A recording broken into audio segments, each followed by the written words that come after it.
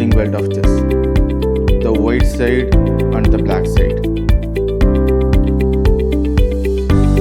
In chess, there are two awesome players. The player with white pieces called white, like a knight is shining armor.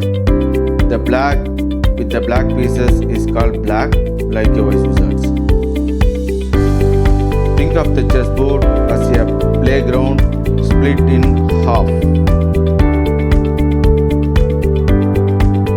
One side we have white side where white pieces starts, it's like castles.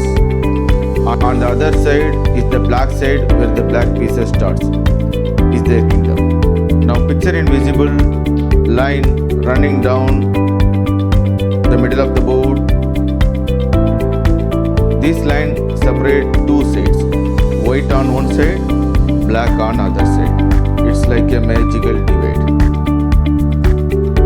And that's how the chessboard is split into two sides.